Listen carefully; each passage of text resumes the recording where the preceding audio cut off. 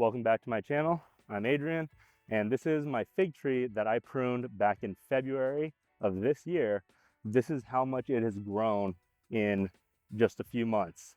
There are branches that are out of frame that are well over 8 feet long. So this tree definitely took off. Even with that heavy pruning, it still took off and produced a lot of figs. What we really need to do is prune it. So even though this tree is in full production and we're winding down at the end of summer, right now is the perfect time to prune it. Because of all the figs on there, we know which branches were doing well with fig production.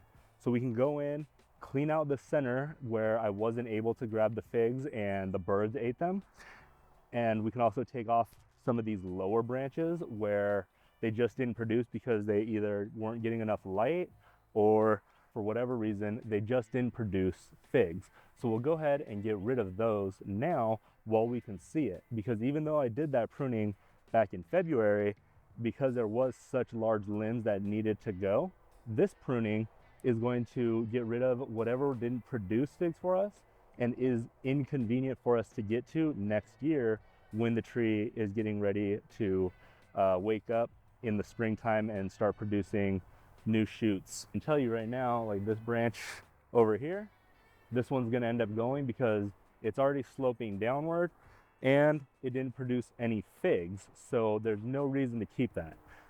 The above foliage produced so much foliage that it blocked out any light, so it didn't get enough energy, so it didn't produce figs down there. So we don't need to keep it. It's not a limb that's going to be productive next year. So here's what our goals are with pruning this tree. One, we want to figure out which branches didn't produce. And then two, we want to know which ones are just too difficult to get to be able to actually harvest those figs. So those are the two main things. We also want to consider how this grew this year. And then we want to evaluate, okay, so next year I know that I need to go ahead and start topping these sooner once the tree wakes up, because then it will start to branch outward instead of going vertical, and I should be able to harvest more figs off of it. So let's go into the tree and start looking and seeing which tree branches we can get rid of now because they didn't produce. So this branch right here is definitely one of the ones we can get rid of because it's sloping down and it didn't produce any figs. So there's no real reason to keep this. Same thing with this one that's in a little bit more. Now that we can get closer to the tree, we can go ahead and start looking at some of these other branches. Like these little ones that popped up, they just didn't grow a lot and I don't need them. They're inside the canopy. They're not gonna get sunlight next year. So there's no point in keeping those branches. So I'm gonna go ahead and cut off a few more of those. So this is a perfect example of what's going on in the inside of the tree. This didn't produce any figs. It's a first year shoot and it grew about 3 feet on the inside, which it's not getting sunlight. So it's reaching really far to try and find that sunlight and using up lots of energy that could have gone towards more figs. So what that tells me is I need to stay on top of pruning this throughout the season. And instead of every couple of months or every month, I might have to be checking this every 2 weeks or so and giving it a little snip here and there to keep it better controlled. Your fig tree will produce figs on the new growth, so it's okay to get rid of this. Now what you want to do is to top them, where you'll cut off either the tip because it's grown out far enough to where you like, or you can cut it back a little bit more, but you want to keep this new growth so that way next season that this branch right here will then, let's cut off the end of it, and then next year this branch will have growth shooting out from the sides. And then that way you can now have this one branch that gave maybe 3 or 4 figs off of it, with topping it and allowing new growth to shoot out the sides of it. Now that will give you 3 or 4 new limbs, and those will all produce 3 or 4 figs each. So that way you can really bump up your fig production off of your trees. All right, so let's take this branch right here. This is a perfect example. We have one big branch coming out from the base, and then I had cut that last year to where it was maybe 3 feet long, but it's coming out at a good angle. And now there are a lot of shoots coming off of there. There's at least 6 branches coming off the end of it, and then they branch out even more.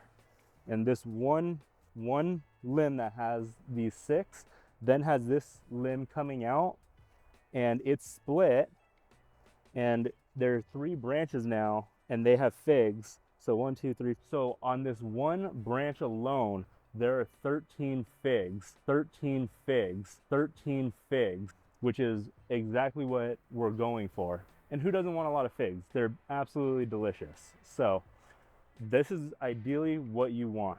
The way I got this to happen is when all the new growth was coming out, I came along and I snipped off the tip, and that then told it I can't grow straight out anymore. I now need to branch out. So it produced 3 healthy branches that are all new growth for this year, and now I have 13 figs on it because of that.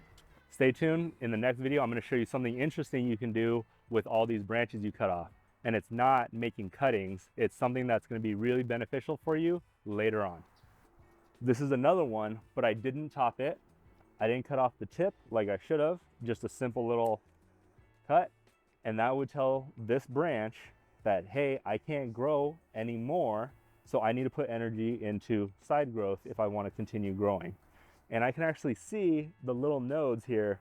So I'm assuming these are figs that want to come out. And if our weather stays warm, it might produce figs, but I think it's a little late for them to actually ripen. So I should have done this sooner to encourage it to grow more outward and produce more figs. Also, the fact that it's just so tall, even though the branches are flexible, it's still inconvenient to have to go and pull these branches down and check on them.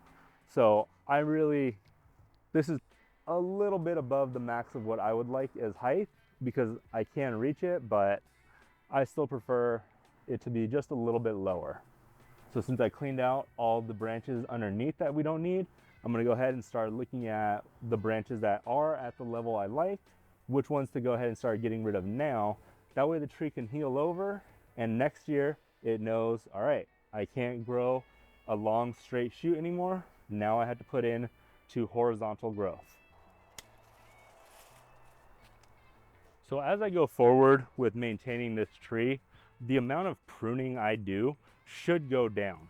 And then from there, it just becomes light maintenance pruning, where I'm just going through, finding the limbs that I don't like, and just taking those off. I think back in February, I ended up taking off one that was about 3 inches in diameter. And that was just because it was so overgrown. It was such a crazy angle, and it made it really hard to get to the center of the tree because I know there's lots of fruit in there that I need to be able to get to the center. So that limb just had to go. And my goal is to have a tree that doesn't require a lot of my time to maintain it. Just simple little things need to be done to it, and it will produce the best fruit it possibly can because it's going to be a healthy tree. All right, so I hope this helps you out with your fig tree and you're able to get lots of delicious fruit off of it. I'll see you on the next one. Bye.